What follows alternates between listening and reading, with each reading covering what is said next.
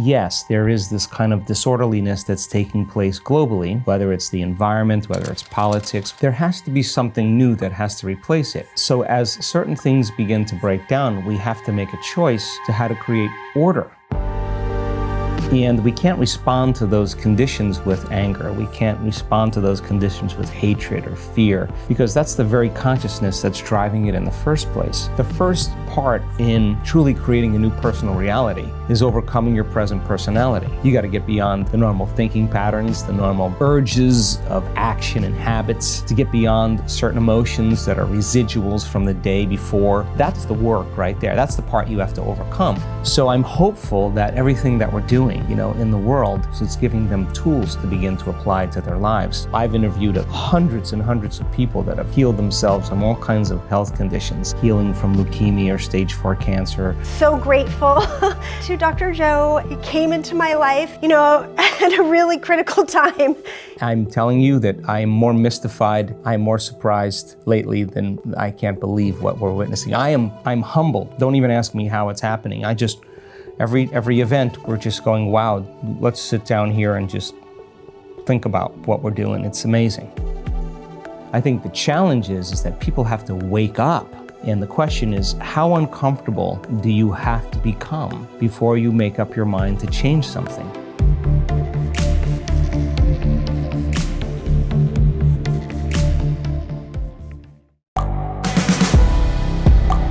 The world is changing. Inspiration is everywhere. It has never been so easy to connect, share, and bring people together. We're learning from others and finding the best in ourselves. Challenging our beliefs, sharing our vulnerability, overcoming our fears, transforming ourselves so we can transform the world. How far can we go? This is London Real. I am Brian Rose. My guest today is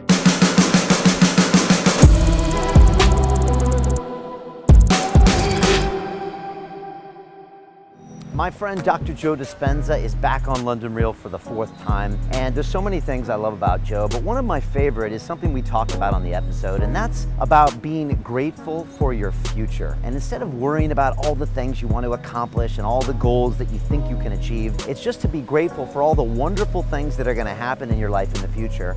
And once that's set in your head, be in the present moment. Joe calls it the generous present moment. And the truth is that whatever we pay attention to is what we put most of our energy in. And if we're always worried about the past or the future, we can't be present and be our best selves right now. And Joe was also super helpful on this episode because I talked to him about trauma I had when I was 7 years old when my parents got divorced, and I was leaving the next day to go to San Diego to speak to both of my parents about it. And Joe had some really good advice as far as understanding, forgiving, and trying to have empathy for other people in your life that might have caused you some trauma that maybe didn't really have anything to do with you, but had more to do with them and living their life. So I know you're gonna enjoy this episode with Joe. He always drops some incredible knowledge. I think Joe was on fire for this episode. He's on point for the entire thing, so sit back and enjoy this incredible episode. This is London Real. I am Brian Rose. My guest today is Dr. Joe Dispenza, the New York Times bestselling author, international lecturer, researcher, and educator. Your work focuses on the intersection of neuroscience, epigenetics, and quantum physics, driven by the conviction that each one of us has the potential for greatness. You specialize in teaching people to rewire their brains and recondition their bodies to make lasting changes. Dr. Joe, welcome back to London Real. Thanks so much, Brian. I'm always happy to be with you. Always great to have you here. You know, you move a lot. I mean, we were just talking.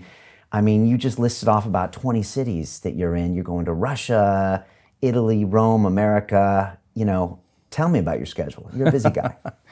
Well, you know, from the very beginning, my theory is I'll always go where I'm being invited. So if you stop inviting me, it's time for me to do something else.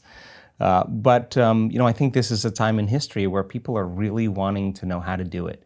So we're seeing great changes in the measurements that we've done, brain scans, HRV measurements, epigenetic changes, immune regulation, telomere lengths, we're seeing great changes in the biology of people's brains and bodies. And the evidence shows us that it's actually possible to do it. And at the same time, we're seeing a lot of great testimony, people telling their stories of healing from leukemia or stage 4 cancer, tumors disappearing, or Parkinson's disease going into remission. We're seeing the evidence in testimony. And I think evidence is the loudest voice right now. And so I think many people are interested in understanding how to do it. So my schedule has gotten super busy because people want to know how. And so we're just responding to people's needs. And just culturally speaking, whether we're in Moscow or whether we're in Rome or whether we're in Mexico City or the United States or London, we just move around a lot because we do these events that teach people how to do it. When I turn on the news, I see a bunch of people fighting with each other, and I see Brexit here in the UK, knife crime up. I look in the US and there's the election cycle, there's shootings, and yet on the other side, there's more people than ever are feeling your message and thinking, wait a second, we can empower ourselves. How do you sort those two out in your head? Yeah, I think that when you start seeing this kind of global chaos that's going on, chaos to me is unpredictable order. There's a novelty in chaos because the newness of information that's being created takes us out of the familiar and out of the known. And that's a good sign because the side effect of that is the current systems begin to break down. And so, yes, there is this kind of disorderliness that's taking place globally, whether it's the environment, whether it's politics, whether it's economics, whether it's religion, education, journalism, the medical model, it's all kind of coming apart. And there has to be something new that has to replace it. So as certain things begin to break down, we have to make a choice to how to create order out of that disorder. And we can't respond to those conditions with anger. We can't respond to those conditions with hatred or fear, because that's the very consciousness that's driving it in the first place. So we're seeing this kind of extreme reality where there's a polarization between both worlds.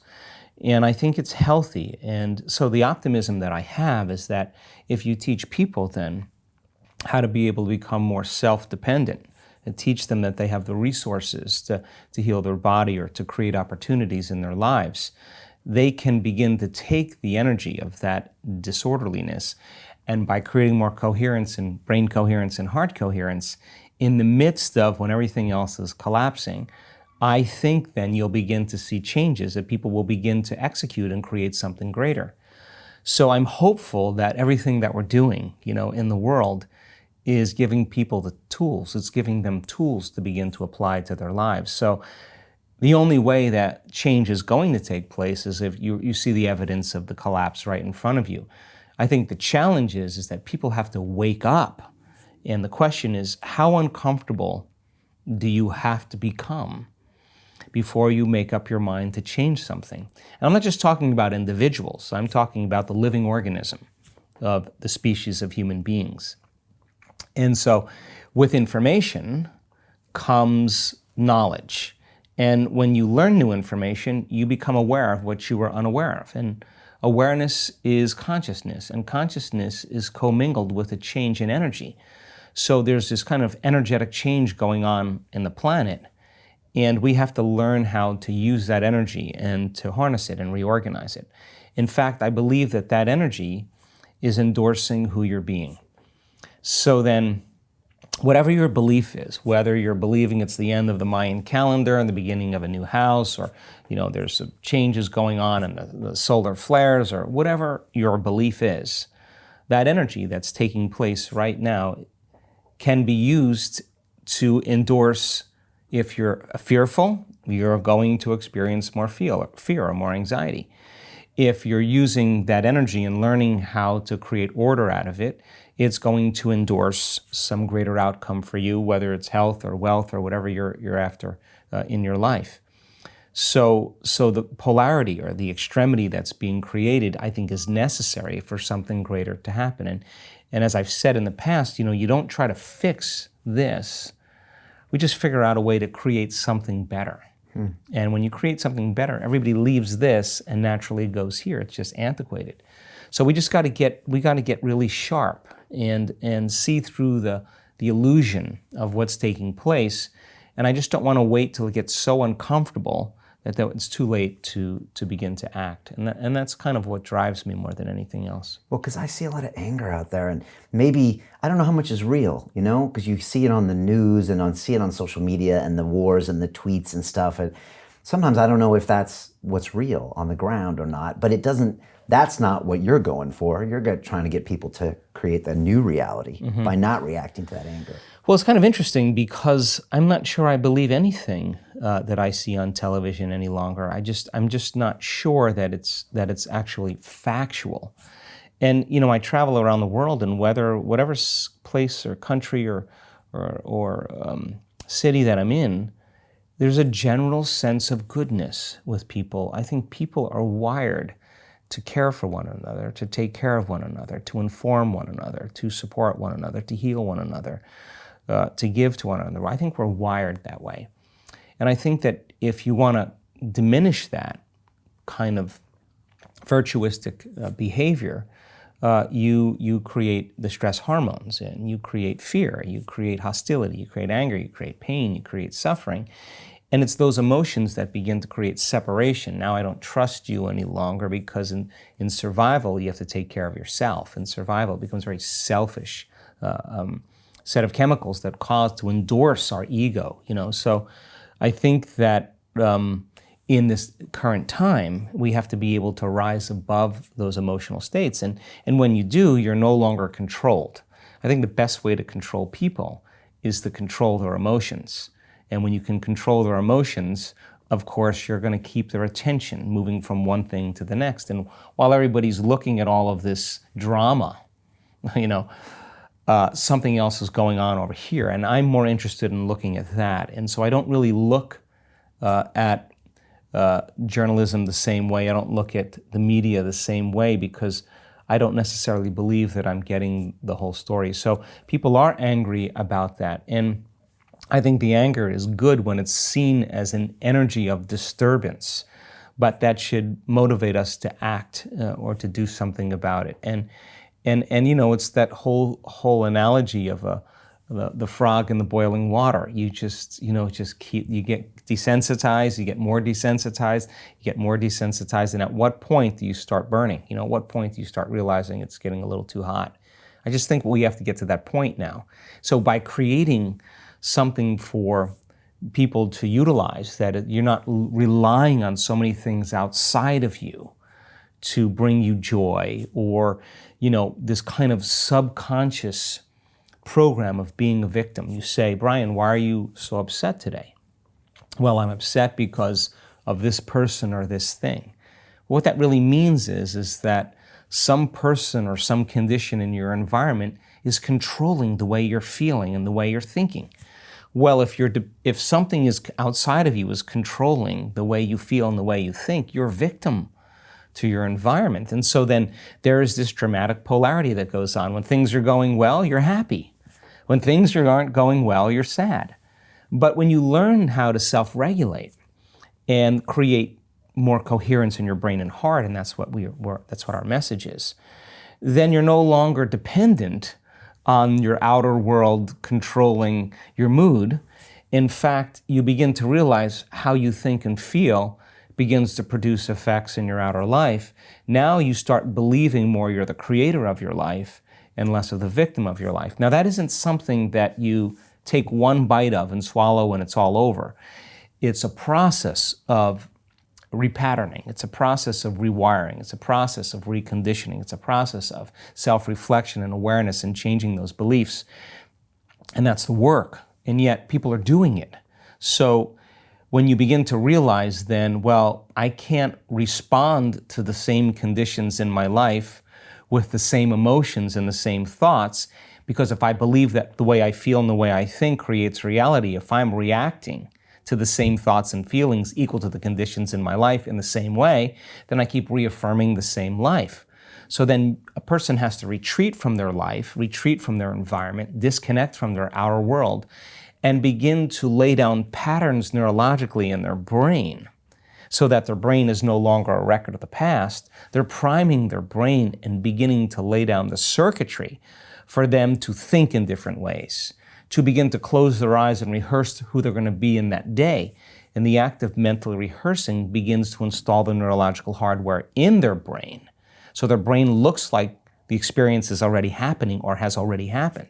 Now the brain's no longer a record of the past. Now we're creating a map to the future. Now it's practicing gratitude before it happens. Well, now the emotion. Right. Now, so then the action of rehearsal and installing the neurological hardware, by firing and wiring the same circuitry, the hardware becomes a software program, which means you're going to start automatically acting like a different person. You're going to start automatically thinking in new ways.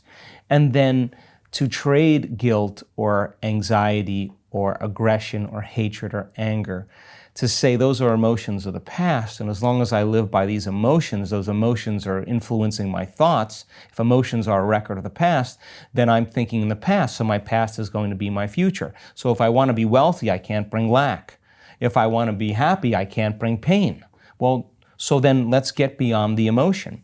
So by trading those limited survival emotions and teaching people how to elevate their emotional state and really measure to tell them you're doing it or you're not doing it. When you teach your body emotionally what that future is going to feel like, and you say, I'm not going to get up until I feel this feeling and I'm locked into that feeling. Well, the side effect of that is, let's just say that you can contact the emotions of your future and you teach your body what it feels like emotionally. The joy, the gratitude, the appreciation, the love for life, the joy for existence, the inspiration. And most people do that in the beginning. They feel kind of funny, like, why am I doing this? Because they've been hypnotized and conditioned to need a reason to feel that. Right. Something outside of them has got to change how they feel inside of them. So they spend their whole life in lack and emptiness waiting for it to happen. But living in lack isn't going to create it. So you're front loading it, and that feels weird at first. At first. But if you start understanding what you're doing and why you're doing it, and the stronger the emotion you feel, the more you're going to pay attention to the picture in your mind. You begin to remember your future. You are branding that circuitry in your brain, and now you're emotionally conditioning your body into the future. Now, here's the side effect of that. If you can do that properly and become familiar with those states of mind and body, and you get up feeling like your future has already happened, I guarantee you're going to stop looking for it. I guarantee you're going to stop analyzing why it hasn't happened. You're going to feel like it has already happened. Now, the work is to be able to maintain that modified state of mind and body your entire day. You got to be able to sustain that state independent of your coworkers, independent of your boss, independent of your ex, independent of your finances, independent of the traffic. And if you're able to do that, you will begin to see the feedback in your life. In a sense, when energy makes it to the heart, it begins to broaden a field around the body, an energy that's literally measurable, a magnetic field. And that energy is a frequency, and that frequency can carry the thought of your health, of your wealth, of your freedom, of your new relationship, of your new job. The frequency or the emotion of suffering can't carry the thought of health. It can't carry the thought of your new future. So then when there's a vibrational match between the energy, because we're always emitting energy and information, when there's a vibrational match between your energy and some possibility that exists in the quantum field, something magical happens, because once energy makes it to your heart, you're creating from the field instead of from matter. Now this weird thing starts to happen and things start coming to you. Now you don't have to rush anywhere to get it. You're not creating a matter to matter from three-dimensional reality to three-dimensional reality. That takes time. You're creating from the field, and it's the field that creates matter. So all of a sudden you start seeing things coming to you. When you see that, and you start to see that they're coming in unusual ways that surprise you, you're going to begin to wake up to the fact that you're probably more the creator of your life and less of the victim of your life. So teaching people how to do that and then be able to become studious, to become the scientist in their life, to measure the effects of them at cause. whatever's going on in the news, whatever's going on in the media, whatever's going on, it's incidental to the fact that now they're beginning to make great strides. So when people come, for all kinds of reasons to our work, they come to get healthy, they come to get wealthy, they come to have a relationship, they come for a mystical experience. But I now know they really come for wholeness. And when you feel so whole because your brain is so orderly and so coherent, and you've trained your heart to be more in coherence, and you feel that kind of joy for no reason at all. This is where it gets interesting, because now all of a sudden you're no longer seduced by the conditions in your outer world. In fact, you're seeing the hidden meaning behind everything because you're viewing it from a greater level of consciousness. Right. So sitting in the fire of your guilt, sitting in the fire of your pain, and knowing what to do when that happens, and teaching people that as they begin to lower the volume to those emotions, as they begin to self-regulate, that's the greatest challenge they have in their lives. I mean, people say to me, what do you do in the morning? Well, 2 hours in the morning, that's a lot of time. Well, if I can overcome myself at the beginning of the day, the rest of my day is easy. And right? That's what you do. You spend 2 hours in the morning. I allow for 2 hours. Okay. You still get up at 4 a.m. and that. Well, this morning I was up at 3. Okay. Because I'm on the wrong time zone. Right. But if I'm up, you like the 4 a.m. slot because my brain waves are just right. I don't have to work as hard. Yeah, my body's a little fatigued, but I'm between worlds, and so my body's a little tired, but I get up and do it. And to me, I allow for 2 hours. Sometimes I can nail it in 45 minutes or an hour, and sure, I'm done. Other times, I'm on the wrong time zone. I have meetings all day long. I got a lot going on, and I'm just not going to fall prey to that common state of thinking. And that looks like meditation, affirmations in your mind, visualization. It's the work that we do. It's the work that we do. And the first part in truly creating a new personal reality is overcoming your present personality. You got to get beyond the normal thinking patterns, the normal urges of action and habits, to get beyond certain emotions that are residuals from the day before. That's the work right there. That's the part you have to overcome. So some days you just kind of slip in and it's magic because you've been practicing, like having a great golf game or a great tennis game or a great run or a great session of knitting. You're in your groove. Other days you got to work a little bit more for it. And for me, what I've learned is those hard days, the days that are the most challenging, are always the most rewarding. Because now you're uncompromising to an outcome. And if it takes you an hour to get beyond yourself, to find the present moment, because that's the only place where the unknown exists, the familiar emotions and hardwired patterns of the past are the known. The predictable future, in trying to forecast the feeling of every event in our life, what people do unconsciously, is also the known. There's only one place where the unknown exists, and that's the present moment. You call it the generous present moment. Yeah, and I've just done it enough times, and there are plenty of people in our work that have done it enough times to know when you're there and when you're not. Okay. And when you're not, it's very obvious because you've been there enough times. So you're separating your old story from yourself, and you're separating your focus on the future, and you're being present. It's just like hitting a tennis ball in a sweet spot. Okay. You lock into something, and that wholeness starts to happen, and now you're no longer creating from polarity or duality or opposites. People they create when they see they don't have something. Whether, hey, nice suit, I want one of those, right? And the moment I see that you have a nice suit and I start thinking, I want one of those, my brain naturally starts putting me in the equation. Next thing you know, I'm wearing your suit. Well, that's because we're wired to do that. So then we have this natural ability to create. The problem is after you imagine that, you open your eyes and you don't have it, people experience more lack. Well, we're not that good yet. So then the act of practicing enough times and beginning to create the state in which you're so connected to the energy of your future. Now think about this. You're so connected to the energy of your future, you're no longer looking for it or waiting for it. You feel like it's already happened. The moment you get upset in traffic, the moment you start judging a coworker, you just disconnected from the energy of your future, And now you're back to the energy of your past. Now, if you tell me it was that person that did it to you, I'd say to you, oh, you're back to the unconscious program of being a victim again. So then the person then goes, oh, when did I fall from, that state? When did I lose it? Oh, it happened at 3 o'clock today.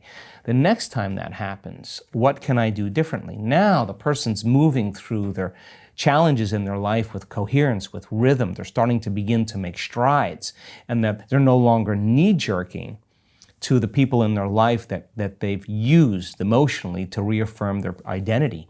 Now, this is the work because you look around to see if anybody's doing it, and you don't see anybody else doing it. It's kind of this kind of lonely moment where you're realizing that I'm the only one doing this. That's that kind of moment that you realize that nobody understands you but you, right? And you can't even ask your friends for their opinion because they're going to give you their opinion based on their own experiences. And it's that kind of moment where you have to draw in all your resources and begin to make up your mind. And I've interviewed hundreds and hundreds of people that have healed themselves from all kinds of health conditions. And one of the most important elements that I see over and over again is when the person said, I just got to this point in my life where I made up my mind. And they made a decision with such firm intention that the amplitude of that decision carried a level of energy that was greater than the hardwired programs in their brain and the emotional conditioning in their body to the past. And their body responded to their mind in that instant. And the stronger the emotion or the stronger the intensity of that energy, the stronger they felt that energy, they came out of the resting state, the more they paid attention to the choice they were making. Right. So like the decision might be, I'm not going to let my ex-wife bother me anymore. I'm going to no longer get angry. We had a woman on the stage in our event just recently, 78-year-old woman, very serious car accident, in a wheelchair, couldn't walk, couldn't speak. Made up her mind, like, this is it. I am here to change. It wasn't like 50% in, I hope this works. She was like, I made up my mind. And the decision became a moment in time that she never forgot. She will say to you, I know the moment I made up my mind. I know the moment I decided to change. Think about it. That is the moment she moved her brain and body from the past present reality into a future present reality. What do I mean by that? People wake up in the morning and they don't feel anything, and all of a sudden, their brain is a record of the past. They start thinking about all their problems, and those problems are memories of certain people and objects and things at certain times and places. So the moment they start remembering their problems, they're thinking in the past. Well, every one of those problems has an emotion associated with it. So they start feeling unhappy, they start feeling discouraged, they start feeling victimized. Now their body's in the past. And if how you think and how you feel creates your state of being, that person's starting their day with their entire state of being in the past. So if they're living in the familiar past and they're in the known, they're going to crave the predictable future. So they're going to run through a series of routine behaviors in their day, and they're going to want to know the feeling of every experience in their life. Well, if you can predict the feeling of every experience in your life, that's more of the known. So now, the person who's now living in that future known reality, how are they going to change? Well, the moment you make a decision and you come out of your resting state and you begin to say, I don't care what's going on in my life, environment. I don't care what people think, environment. I don't care how I feel, body. I don't care how long it takes, time. I'm going to do this. And the hair on the back of your neck stands up. That's a new electrochemical signal to the body. This is the body saying, he's serious this time. It's like jumping on a horse and wrapping your legs around and giving it a kick. The body's like, ooh, we're going to ride now. It's no longer, oh, geez, I think I'm going to change tomorrow. Right. This is a strong signal, and that becomes a long-term memory. That moment defines the person. So then the stronger the emotion, if the emotion of inspiration is greater than the emotion of suffering from the past experience, the stronger the emotion they feel, the more they pay attention to the picture in their mind. We could say they're remembering their future, and they're beginning to brand that circuitry in their brain and send a new emotional signature to their body.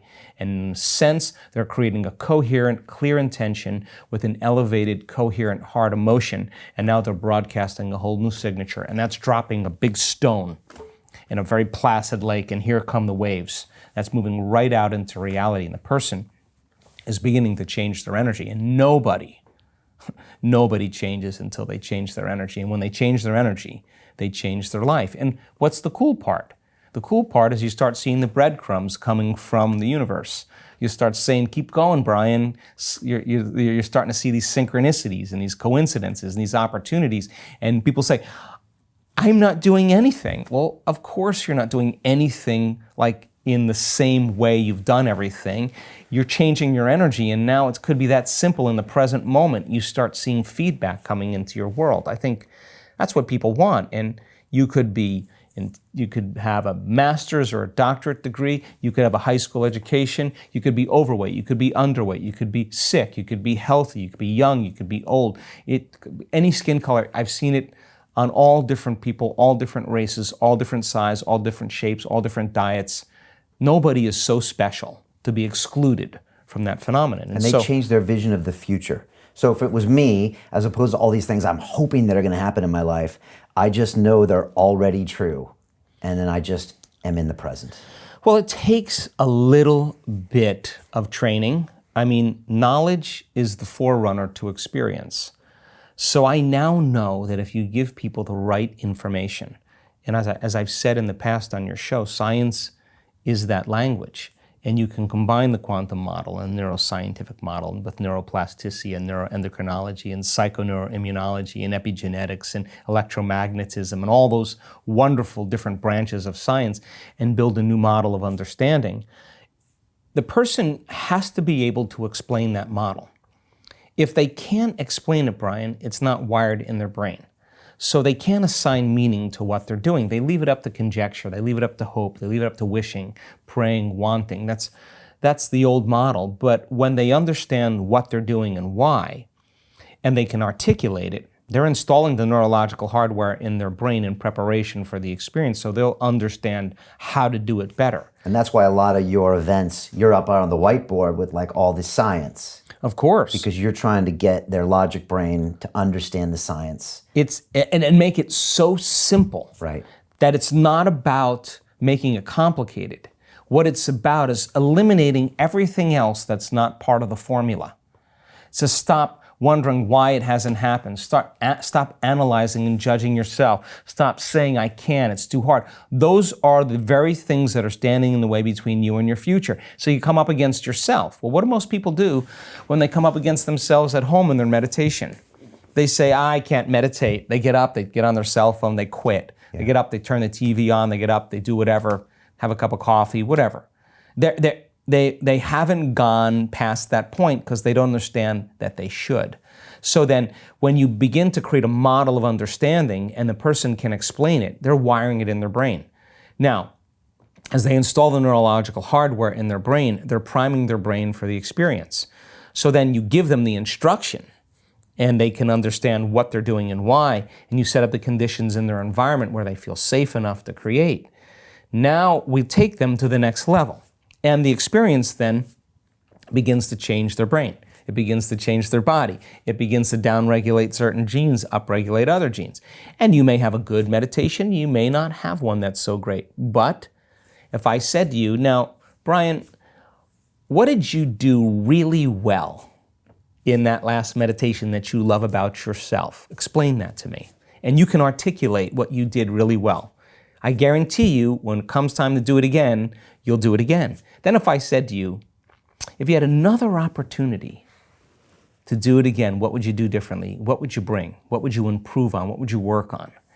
And if you can articulate that, I guarantee you, you're going to become conscious of those unconscious things that you were once unconscious of, and now you're going to go a little further. And when you stretch a person a little further past that point where they normally stop, that unknown, that's where the magic happens. So in the beginning, you step out into the unknown, it feels uncomfortable.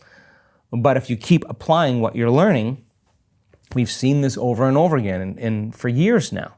the person gets beyond themselves. There's this kind of dramatic shift that takes place in a collective of 1,000 people or 1,500 people. Now the energy in the room's changing. Now people are getting it. They're creating more coherence. They're starting to break through. And now give them the opportunity to demonstrate how powerful they really are, and you will be surprised on what you see. And it comes in any shape, any age, any sickness. I mean, you can't tell me you're too sick to do this work any longer. You can't tell me you're too old to do this work. When is the documentary coming? That's what I want to know, Joe. When can we see and pull back the curtain? Wow. Well, one of the things that I'm so proud of is we now have a testimonial booth at our week-long events, because people have so many amazing, great stories. I mean, they're so good that now we have so much testimony that a lot of people are going to our website and just watching the stories of people tell their stories of how they healed of all these health conditions and the doctors told them they weren't going to make it, or they created wealth or whatever. I think that's so important, because when you see that person on the stage and they're telling their story and it's not a Hollywood version of triumph, they lost everything, they got worse, everybody gave up on them, they were in and out of the hospital, they tried this, they tried that, and all of a sudden they start telling their story, and you see how they started to make the changes, and they started feeling better, and their blood values started to improve a little bit, and their blood values got worse, and then they went back again, and then they come out the other side. And it's a 64-year-old woman, with Parkinson's disease, that can't swallow, that can't blink her eyes, that can't chew, that can't stand up, can't blow her nose. And in one incident, she's telling the story of how she's standing up in front of the audience, how she can blow her nose, chew, swallow, blink, all that stuff. You're looking at her going, wow, she doesn't look much different than me, or doesn't look very special, or she looks like a normal person. You're going to identify. And I look out in the audience when people stand on the stage and tell their story, and there's a lot of tears because they're speaking truth. They're the example of truth. They're possibility right in front of them. And that shift that takes place in that moment in the event is dramatic. And it's because they see someone else do it, or they feel them do it, and that has a cascade effect on everyone else. Look, I was in Cancun. We had our week-long event in Cancun. There's a colleague of mine who's a PhD, MD researcher out of UC San Diego. Brilliant man. Came very doubtful.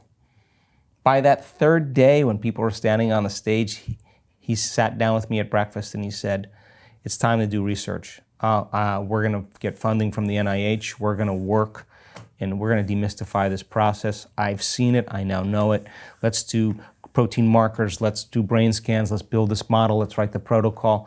Now, why? Because we have a perfect Petri dish. We have 1,000 people in Cancun, all eating at the same time, all waking up at the same time. There's a pattern. There's a closed environment, right? So you study the environment. You study what's taking place. And filling in those markers, getting a little bit more evidence to tell the story, both scientifically, as I said at the beginning, as well as testimony. That evidence becomes the loudest voice, because we're seeing, oh my God, there are epigenetic changes. Oh my God, there's immune regulation. Oh, there's protein markers that are having the changes in neurotransmitters. There's electromagnetic changes. There's more heart coherence. There's more brain coherence. Yeah, and look, there's a person with stage 4 cancer telling her story right in front of the audience that had serious cancer all throughout her body. There's nothing there now. Nothing. Or blind people seeing. I mean, you can't just throw that out any longer. How long do you think you need to put the proof together to where now everybody can look at it and say, this is true? I don't know. I mean, we have so much documentation.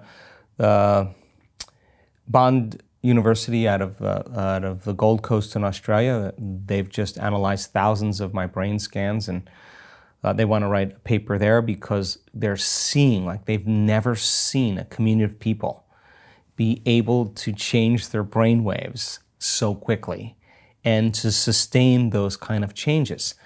So, we're measuring those type of changes both scientifically, and we're doing extensive questionnaires to be able to get information. Well, our latest results from, I think it was our last event in Portland, our week-long event, 80% of the people had some type of change in their health, mild, moderate, or complete and significant.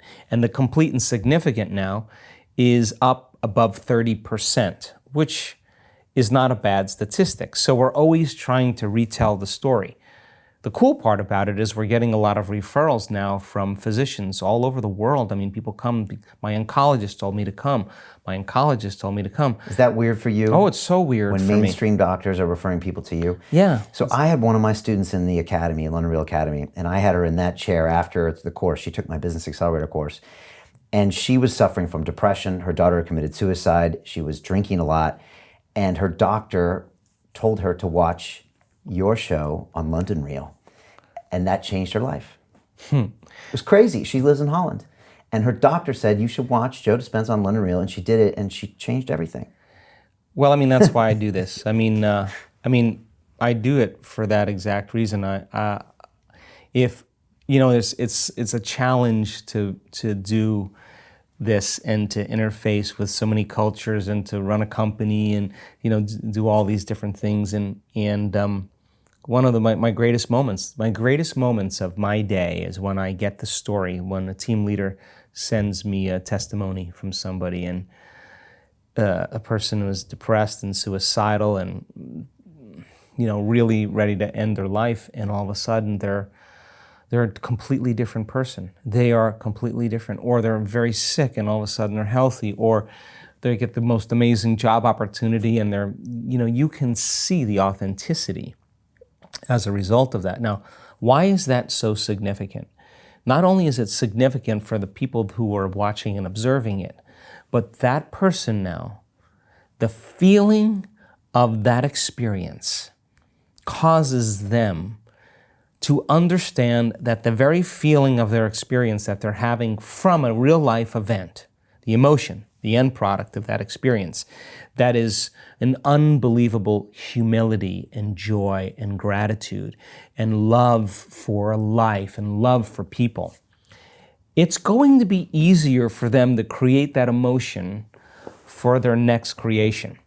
And all of a sudden, the next creation is going to create even a greater emotion, even more love, and then here we go. They're going to be able to create even better because they're able to live in that emotional state a little bit longer.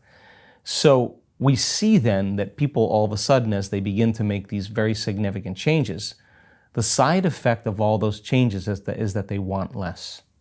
Why? Because imagine there's so much coherence in your brain, so much wholeness in your brain, so much coherence in your heart, so much wholeness in your heart. You feel so whole that you no longer want anything, because how could you want when you're whole? You only want when you're in lack. And now when you're creating from wholeness instead of separation or duality, wow, the effect of that is that you only want to contribute to the world now. You only want to make a difference. You feel like your needs are met. You feel like there's not a whole lot of things that you want, that you feel so amazing. The only thing you want to do is give. You want to contribute, you want to make a difference. Now, we're back to the consciousness of how human beings are when they're a living organism, a species that are evolving as one organism, that is educated, that's informed, that's healing one another, that's shining for one another so others could shine, not to outshine them, but to show them how to shine. Now, all of a sudden, you have something very collaborative, you know, something very unique happening. And that's my hope during these times. Which is kind of the opposite of this kind of tribalism we see where it's about what can I get, what do I look like, what does my post look like. The opposite of that is a wholeness, which means we're giving back to this oneness of the species. Well, think about this. That's absolutely the right answer. Imagine understanding the science of creation. Now, as I said, it takes a lot of practice, takes a lot of information. We don't go for the whole enchilada. We teach people methodically, step by step, on how to build. On every day, they build a little bit more, they build a little bit more, they get a little bit better. Imagine that you do that to such a degree that you understand how to do it all the time. Now, you're not going to sit down to do the work and be like, oh God, I got to go create now. You're going to be pretty inspired to create. You're going to enjoy it. It's going to be something that you look forward to. And that's kind of the thing that I'm proud of when it comes to our community, because we're doers. And people do the work every day because they want the magic to be sustained. They want it to continue. And so it's no longer an obligation. It's no longer a need to do it to please God, to do the right thing, to be good, whatever people do it for. This is because they want to keep that kind of crazy world happening. And if you're in the belief system unconsciously that you're a body, local in space and time and three-dimensional reality, and you're trying to reach your goals and create your vision and do all this stuff, and you're a body, matter trying to change matter, then you have to drag your body through space every single day to get what you want, back and forth to work, whatever, and it's going to take you time to finally get your goals. That may take you a couple years. Well, that's because you have to think that I have to move my body to go get what I want, so then I got to compete. I got to force, I got to fight for it, I got to control it, I got to manipulate, I got to figure it out. Well, that's what you do with the limited resources when you're a body, local in space and time, trying to create something else, local in space and time. Well, if you're matter, trying to create matter, then you got to do stuff to make it happen. And that's the way most of us were taught. That's the way brought up. That's the way it's, you know, get the skills, get all the different things. Well, now you got to lay down that very thing you used your whole life to get what you want, and relearn another way to do it. So then, and by the way, reacting to emotions is part of laying that down. Exactly. Someone does something against me, I get angry, right. I yell at them, that's how I get ahead. Yeah, so now you're back to matter trying to change matter. And so now you're in that three-dimensional world, and you can execute there, and we can work it out, but it's going to take time. Well, when you start realizing where you place your attention is where you place your energy, and the stronger the emotion you feel when you get angry, the more you're going to pay attention to that person. You're giving your power to that person. You're giving your life force to that person because that's where your attention is. Well, when you learn how to lower the volume to that emotion, you take your attention off that person. You begin to break your energetic bond with that person. You call energy back to you. Now you have energy to heal. You're building your own electromagnetic field. Now, when you understand the science of creation, and you understand it happens in the generous present moment, and you're practicing every single day on how to be present. You're not going to start creating until you know that you're beyond yourself and you're creating in the present moment. You know when you're there and when you're not. And you're creating by changing your energy. And you understand when there's a vibrational match between your energy and some potential in the quantum field, you no longer have to go anywhere to get it. You are the magnet. You're drawing the experience. You're collapsing time and space, or experiences are coming to you. You understand the science behind that. I guarantee you that you won't be rushing and competing to get anywhere. Everybody else will be rushing and competing. You'll be doing just the opposite. You'll just be in the present moment, changing your energy, understanding that there's a better way to do it. Now, this is where it gets exciting. Things will come to me as well. and all of a sudden you start figuring that out. So in traffic, you have two options. You can get frustrated or impatient, or you could be like, well, it was a good time to tune into my future. I'm going to do it with my eyes open. I'm going to fall in love with my future. I'm going to open my heart. And the side effect of that is starting to see those changes. Every day you're drawing a little closer. Now here's the cool part. We hear stories like this. We have coherence healing groups. You know, we have people that understand that if you can begin to change the patterns in the field, you can change matter. It's not matter that emits the field. It's the field that creates matter. If you change the field, you change matter. You don't change the tumor. You change the pattern in the field, and the hologram of the tumor changes. So we go an extensive understanding on this. And now we're doing these coherence healings, and we're seeing people have instantaneous changes in their health. I mean, instantaneous. And so now this group of people say, well, God, if I'm truly in the quantum field, there's no separation. I don't actually have to have the person in front of me that we're healing. I just need a picture or a coordinate, and my thought will connect me to them because there's no separation. I'm connected to everything in the unified field. The unified field, the invisible field of energy that connects everything material. If I get there, then I don't need to be in the presence of that person. So we have hundreds of people doing these coherence groups, these co-heal groups. And here's a lady that They do them at breakfast and lunch. They call them the Hallelujah Amens.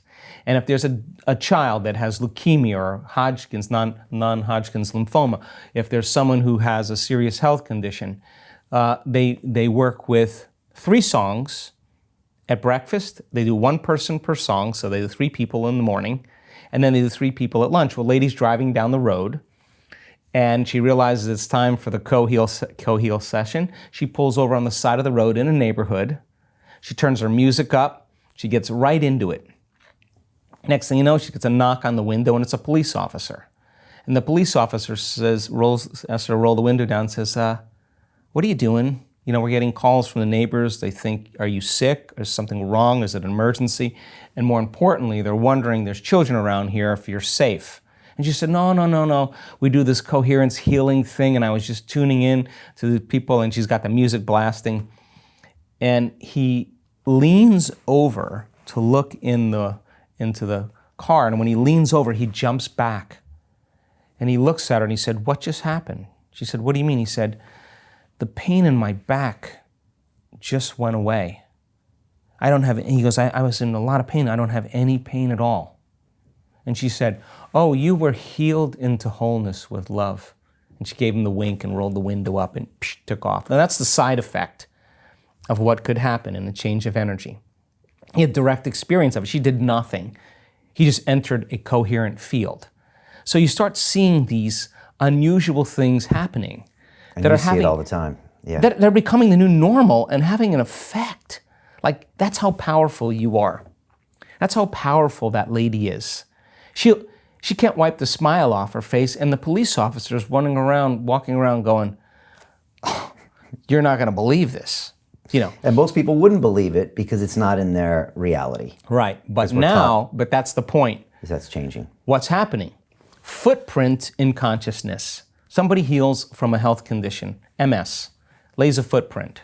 Someone heals from a rare genetic disorder, footprint. Someone heals from a brain tumor, footprint.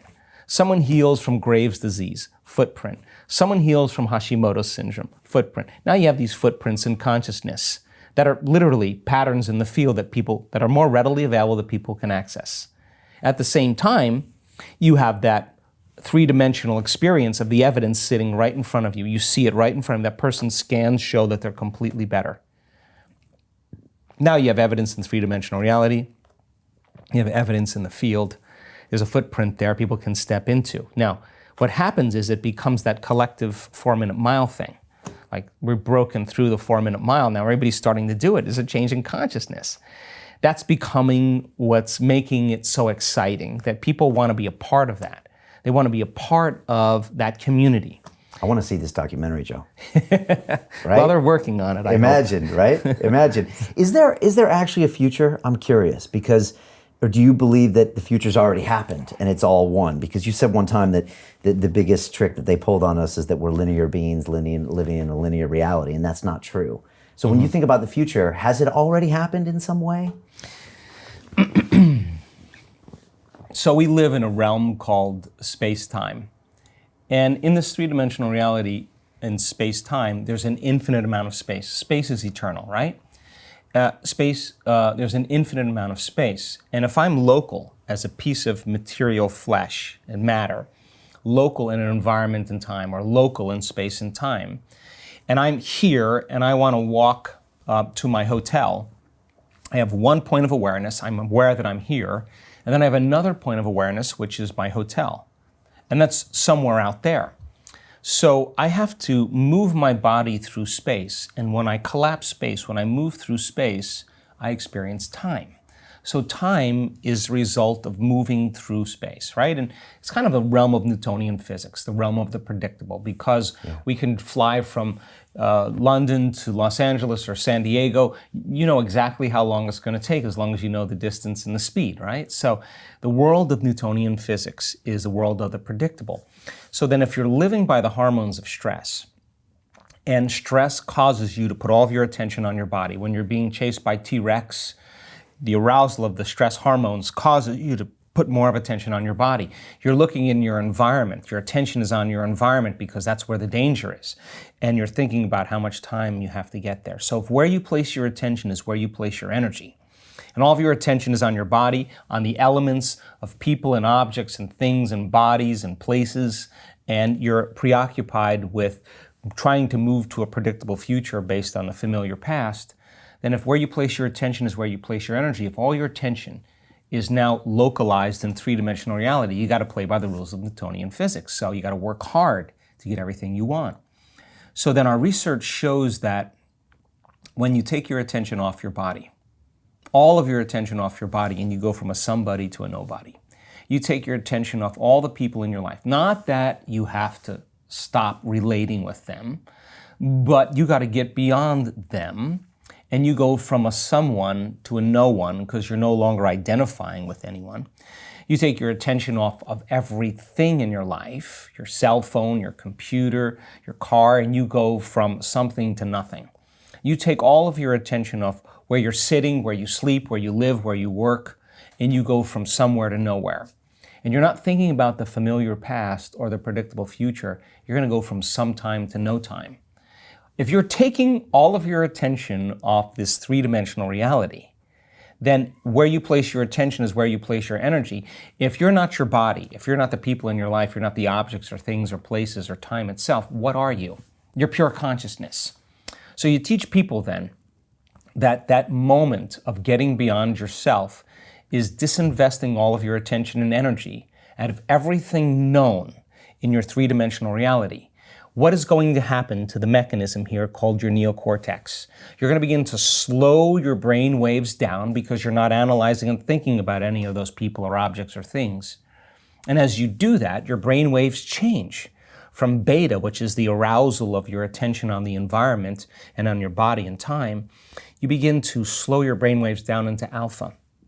Now, at the same time, we teach people how to take their attention off of everything material and from a narrow focus on the material world and begin to go from a convergent focus to a divergent focus, to open their awareness, the act of creating what's called a broad focus or an open focus. As you sense space, you don't analyze and think. Well, as you're no longer analyzing and thinking, you're no longer activating those circuits in your brain, and now you start seeing the brain move into alpha, but not any kind of alpha. A very coherent type of alpha. Now the brain starts to synchronize. The front of the brain starts resonating with the back of the brain. The right side of the brain and neural networks communities begin to resonate with neurons on the opposite side, and you start seeing the psychic union between two hemispheres. Some people do it so well that they slip into this realm called theta, coherent theta brainwaves. Now, this mechanism, the home of your identity, the seat of the known self, the memory bank of your past identity, the autobiographical self, lights go out in theta. And the door between the conscious mind and the subconscious mind open, wide open. And now you're in the eternal present moment. And if you teach a person now to find a frequency of oneness and wholeness, if you teach them as consciousness that their consciousness can merge the consciousness of the unified field, and they can surrender their consciousness into a greater consciousness. They can lose themselves in nothing to become everything. And they can find that frequency. They can pay attention to it. They can experience it. They can become more aware of it. They can feel it. Every experience, every moment is laying down new connections in their brain for them to perceive more of it. If they do this properly, and their consciousness begins to connect to the consciousness of the unified field, now they're in that realm of the quantum, and in the realm of the quantum, time is eternal. You have an infinite amount of time. Now, imagine you have an infinite amount of time. If you have an infinite amount of time right now, you can get a lot of stuff done, yes? Yeah. In fact, it's only equal to your imagination. So then, if here's a linear line of past, present, and future, if you took that from space-time and you turned it this way vertically, and Hawking talks about this, now what do you have? Past, present, and future happening when? In the eternal present moment. And so now, this is the realm that's beyond the senses. The stress hormones endorse the senses for us to become materialists. We narrow our focus on the three-dimensional world. You narrow your focus on the danger, on the cause. Now you're doing the exact opposite. You're opening your focus, suppressing the neocortex, the memory bank of the known self, And now you're tuning in with your autonomic nervous system. Consciousness is falling right into the limbic brain. Now, in this realm of time-space, all possibilities exist, and they're non-local, and you can't experience them with your senses. So, in a sense, there is no past lives. They're all happening in the eternal present moment. And so then, this is time travel. In time travel, you don't go anywhere. All you do is you move through time, and you experience spaces, dimensions, realities.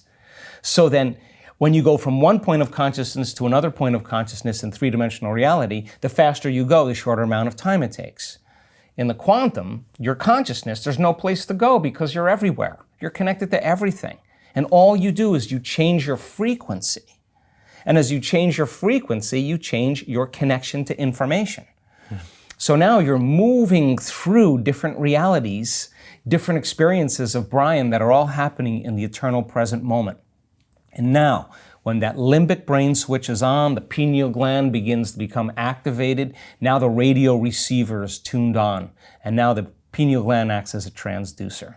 And it's going to transduce a frequency, release the chemicals, the metabolites, to produce profound visual imagery. That's why it's called the third eye, profound visions. But the visions are not going to be out there. It's going to be more real in your inner world, and you're going to experience the mystery of who you really are existing outside of space and time.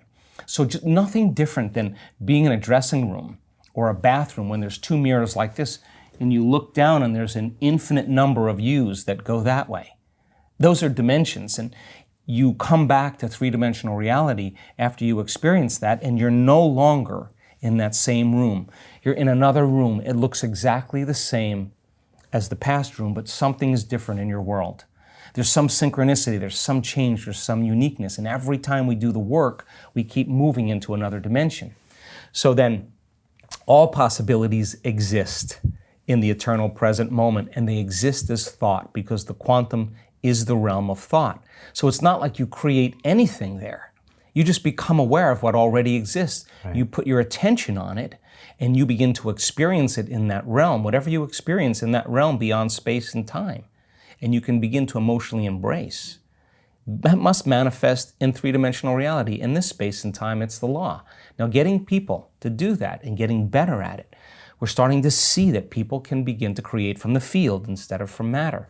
So yeah, possibilities for health exist. Possibilities for wealth exist. Possibilities for mystical experience exist. But you got to be able to linger there without a name, without a face, without an identity, without an emotion, without a problem, without a disease, without a diet, without... So you have to become a nobody to go into that space where everything exists. You can't enter as a somebody. You got to pass through the eye of the needle. And the passing through that eye of the needle is a nobody.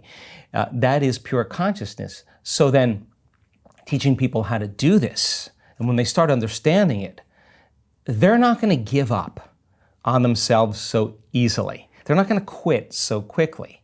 And if I got 1,000 people or 1,500 people and I'm inspiring them and they're going a little further every day, this is what I know. Every time they go a little further into the unknown and they come out of it safe and they feel like they've gone somewhere, they love themselves a little bit more. It's no longer, I always say there's no such thing as a bad meditation. There's only overcoming yourself. You give it your best, the next one's going to be better.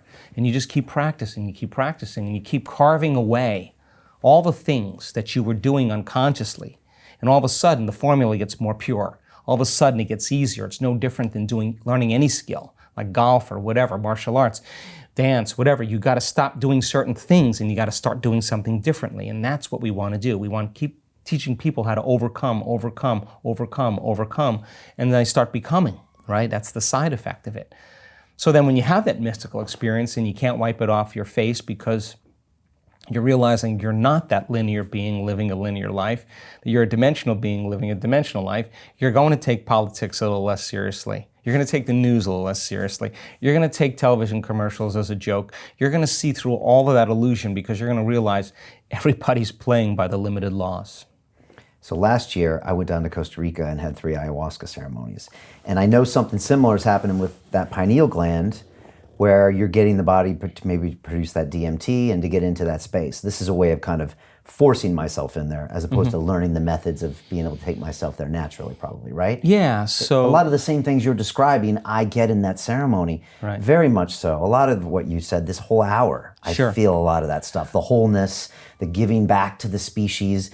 I see the human species and I think, wow, we've got to look out for each other. That's the most important thing, Right. is what I see. I see my death and my dissolution, and I see all of this stuff, and it's so real and so important. And I don't see it in my three-dimensional world. Yes. Well, because dimethyltryptamine is one of the pineal metabolites, that when the pineal gland is actually activated, those tiny little crystals, when you begin to compress them and you begin to create a piezoelectric effect, you begin to activate those crystals to become electrically charged. Those crystals can begin to shimmer. They begin to vibrate, and they can, like a radio receiver, begin to tune into frequencies.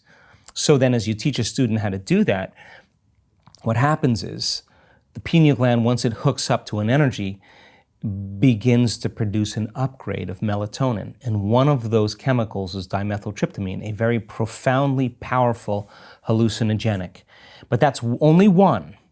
And that comes from the plant medicine, but at the same time, when the pineal gland is activated, it produces very powerful antioxidants, anti-cancer, anti-aging, anti-heart disease, anti-stroke, anti-neurodegenerative, anti-inflammatory, antimicrobial. You take that molecule, you tweak it again, you have a benzodiazepine. What's that? Valium. You're gonna shut down the survival centers in your brain, so you're gonna feel totally safe to create. You're gonna create the same chemicals that a hibernating animal creates. No sex drive, no appetite, no preoccupation with the environment. That's the first three energy centers of your body. Where's energy gonna move? Into your heart. The body goes into stasis. You're gonna create the same chemical found in an electric eel. You're gonna have high amplitudes of energy in the nervous system. We've measured this. Now, not a little bit of energy, not a lot of energy. I'm talking about a supernatural amount of energy, like hundreds of standard deviations outside of normal. That person's having an arousal. Now, an arousal normally takes place from the stress hormones, fear, aggression, or anger, or pain. That's what creates arousal. That's a fight or flight sympathetic response. Now, this arousal is bliss. This arousal is ecstasy. And now the arousal in high gamma brainwave patterns, amplitudes that are way outside of normal.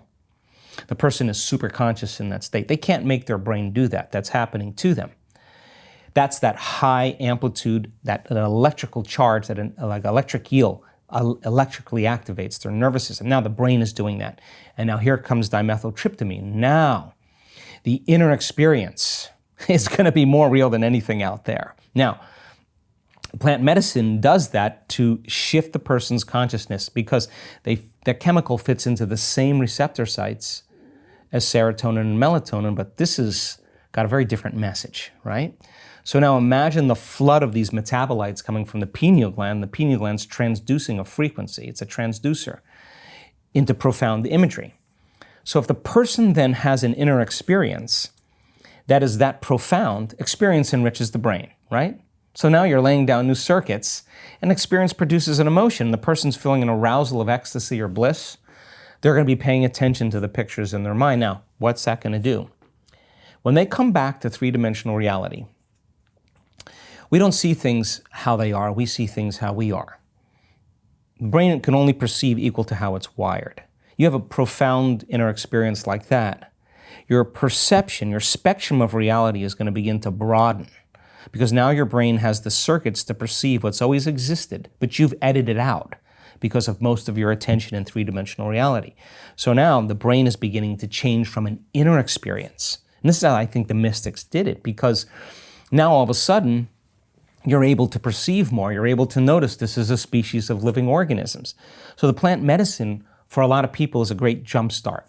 But by the same means, I have seen people do 65 journeys of plant medicine with stage 4 cancer, and they haven't changed their stage 4. Well, time to do something else. Yeah. Time that, let's get practical here. It's time to change it up. Also, I find the way I can improve is when I get back, I have to do the daily work. I have to do the meditations. I have to, I'm trying to patch together the things that you teach, recognize my emotions, make my reality different, stop reacting. That's where the hard work happens. Yeah. You can't just go back in for another ceremony. Yeah, I exactly. don't think. Exactly.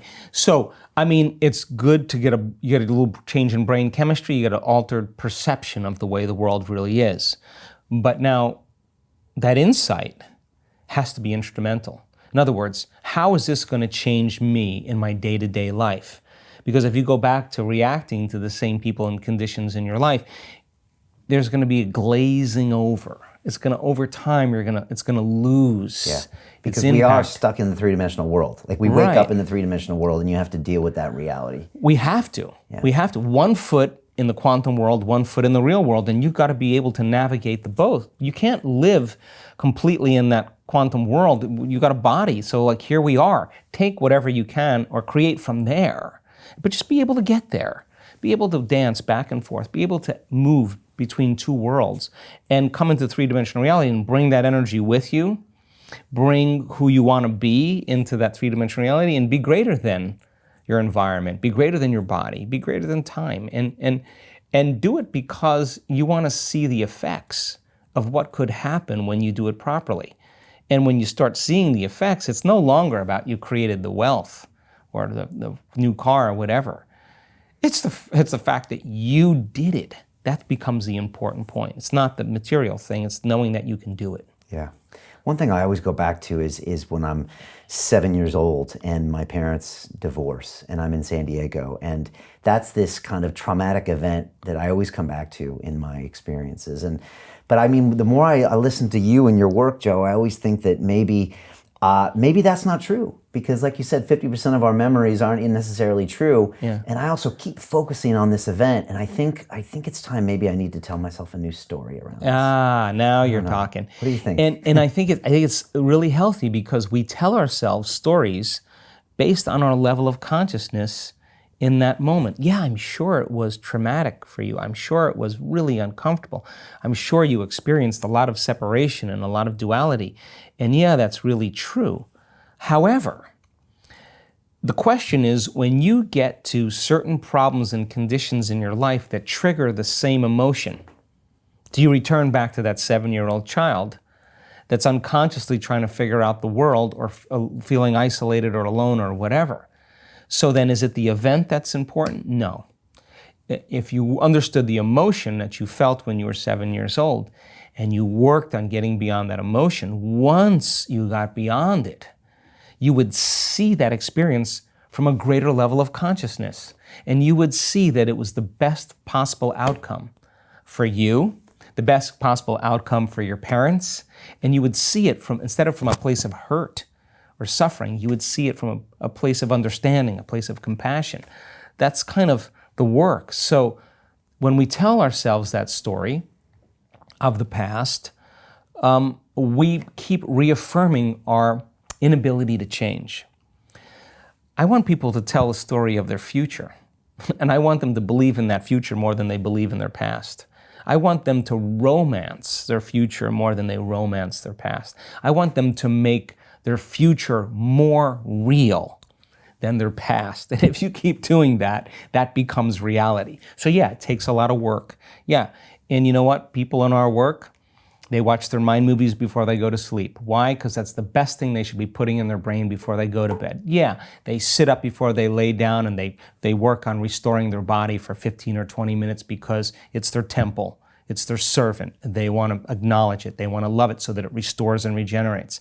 Yeah, they wake up in the morning and they do the work instead of getting their coffee and their shower and their newspaper or their cell phone. They understand that all of those things they're going to get to. But a little bit of time to invest in yourself is investing in your future. And I think that if you believe in yourself, you believe in possibilities. And when you believe in possibilities, you got to believe in yourself. So people are now all of a sudden becoming more resourceful. They're standing up for themselves. They're doing the work, whether they're 92 years old or 90 years old. You know, you can't, a 90-something-year-old lady that in one of our last events, she made her own mind movie, right? You can't tell me you're old and you can't do technology now. We have someone that was 92 that did it. Mind movie is when you play something. You make a movie of your future. Of your future, right. Yeah. And what do you want to be in your future? Like a television commercial. You don't get so lost in it. Open your heart, put your heart into it, Stay in trance, know how to execute that trance. And when you're in trance, you're more suggestible to information. And suggestibility is your ability to accept, believe, and surrender to information without analyzing it. And what separates the conscious mind from the subconscious mind is the analytical mind. So as you move into trance, you suppress your analytical facilities. You become more suggestible. You slow your brain waves down. And what's the significance of that? Well, if you're not analyzing, you're not going to say, how's that going to happen? What didn't happen last time? Where am I going to afford that? You don't have the critic in your mind saying that. It's going right into the subconscious. And if you're doing it just before you go to sleep, your brainwaves are already changing. And is part of my mind movie also counteracting that old story of my trauma? As in, this is the future Brian, who doesn't react the same way he used to. And exactly. welcomes people in his life and doesn't shut them away so he won't get hurt again. Right, and that, once you know, you can't not know. Right. Once you're conscious, you got a choice. You want to go unconscious again, you can, but if you're on the journey, and that's your mind movie. And people start off with their mind movies. They have the house, the car, the hairdo, the fingernails, whatever, the relationship. And then you see them changing their mind movie. And it's all about the mystical. It's all about wholeness. It's all about activating latent genes. It's all about activating their pineal gland. It's all about the mystical. It's all about the love for life. It's all about holism. You see that start to change because none of that is going to bring a person joy. When the novelty of it wears off, they're going to be interested in something else. But sooner or later, they're going to realize that none of that is going to be the reason for their happiness. Now, this is the moment where the person starts going, well, what does bring me joy? Well, I want to live life fully. I want to be with great people. I want to love. I want to learn. I want to keep expanding my awareness. I want to keep expanding my ability to create. So I think you see this kind of dramatic change. So our students, they do program themselves because they love their mind movies. They fall in love with them, and that's what I want them to do. And by the way, if the brain only sees in pattern recognition based on how the neurological networks freeze patterns to associate with objects and people and things in the outer world, if you don't have the pattern in your brain for your future, you won't even see it. You'll walk right past it because you don't have it in there. So your mind movie helps you to perceive that future. It's right there. So you recognize it when it happens. Exactly. Yeah. So tomorrow I'm going to San Diego to really sit down with my parents and talk about this traumatic memory I had when I was 7. But I don't think I'm looking for an answer from them because there isn't an answer. I think the only answer is my projection of my new me and my new future. Right? Exactly. What you may want to understand is how they felt. That's more important than anything else. Like it hurt us to see you hurt. That's the most important thing. Once you understand their struggle, once you understood how hard it was, you'll understand your struggle. You were a 7-year-old boy that you thought it had something to do with you, or you thought there was something wrong, and it's because you're viewing it from a limited place. What's more important is what replaces any traumatic experience is a new experience. And when the new experience is really, really based in an elevated emotion, then you're going to look back at your past and you're going to gain the wisdom from the experience. And the memory without the emotional charge is called wisdom. And that's the name of the game. So you negotiated that before you took on a body. You looked for certain genes, you looked for certain parents, certain conditions. We negotiate certain points in our life. You negotiated that because that's the exact thing you're here to overcome. So I need to have this conversation with them. In a loving way. How was it for you? Yeah. Let me tell you how I was really lost. I thought it was me. And just have the conversation, not trying to fix it, but just really in a place of love, looking at your mom and just remembering she was a 20-something-year-old woman, and looking at your dad, realizing he was doing his best. And you know what? The most important thing is they brought you into this world, dude. And that's what you'd be thanking them for. Like, thank you for like a body. Thanks for 7 years. I got 7 years out of you guys, and thanks for making me. Like, thanks for, I'm here. Look at the lives you're affecting. That's enough. That's enough, because if you were married and had kids and you got divorced and your kids were young, imagine how difficult that is. I mean, that's a challenging thing for any kid. So then you're an adult now that can look at it from a greater level of consciousness, and you would want the wisdom from the experience. And when you have it, then you no longer say, I am this way because of that event. You say, boy, that was one of my greatest teachers. That was one of my greatest moments. And now you're no longer looking back to your past. You're looking forward to your future. And when people, look, we've had people in this work that have had traumatic pasts, brutal pasts. I mean brutal. And the only thing they ever wanted was to be happy. And now they're some of the most happiest people in the world. And the side effect of that, without any effort, is they're having the most profound mystical experiences every day.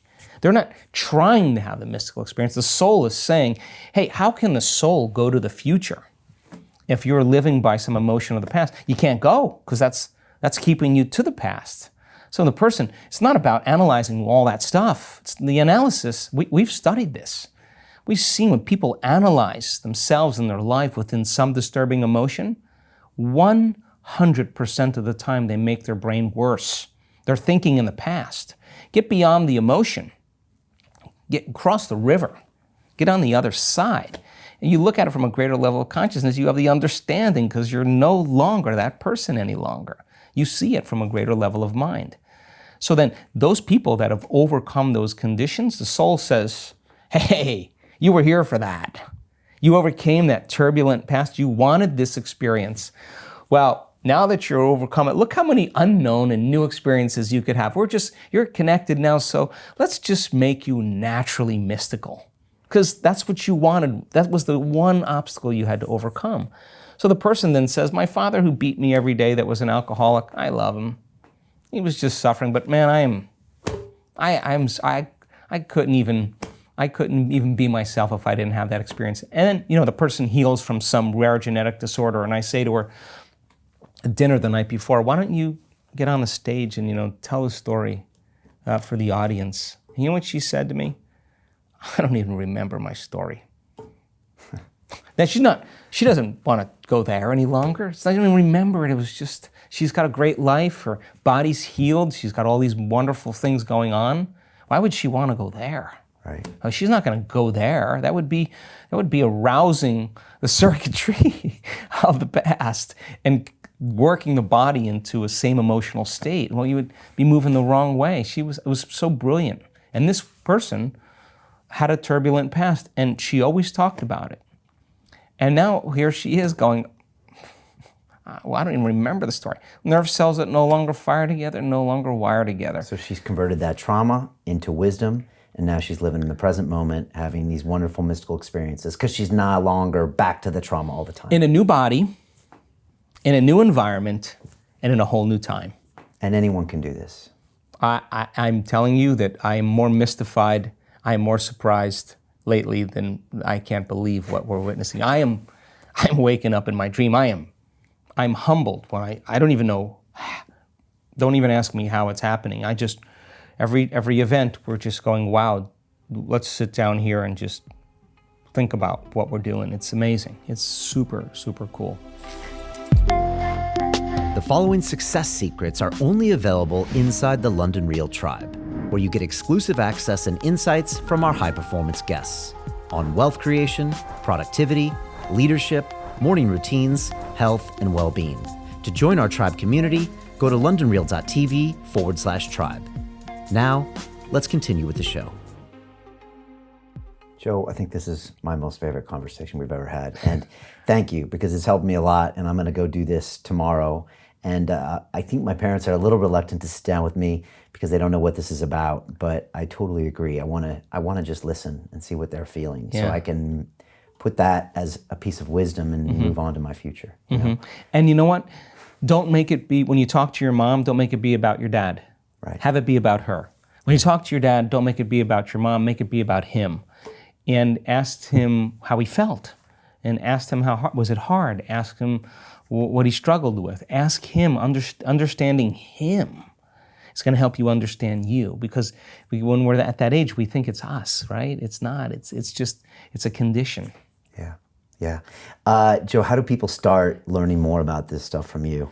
Because I know you do a bunch of free webinars and things like that, website, events. What's the best way for people to find out about you? Go to my website. It's drjoedispenza.com.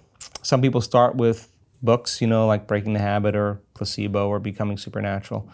But I think the best thing to do is do the online progressive workshop. It's a 9-week course. You can do it in a weekend. You don't have to do it over 9 weeks. But if you do that and they send you the intensive and you get the basics down, and then, my interest, Brian, is really, I'm not interested in keynotes and conferences anymore. I'm a doer. I don't want to talk about history. I want to make history.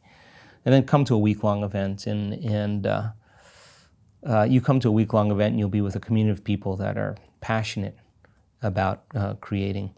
And I want you to come to a week-long event. I am definitely coming now. I've got to make this happen, because it's been pretty momentous what we talked about today. And I'm a big fan. I mean, I think I love you in a big way, Joe. So, I really appreciate everything you talked about today. And I know it hits so many people around the world in so many ways and changes their life. And it's already changed mine. And you can see me changing right in front of your eyes. So just, massive thanks. What if the worst thing that happened to you becomes the best thing that happened to you? Well, I think that's what exactly. That's what I'm doing right now. Yeah, excellent. Yeah. So until the next time, keep doing what you're doing, and lots of love, man. I really appreciate it. Thank you so much, Brian. Thanks, Joe. Yeah.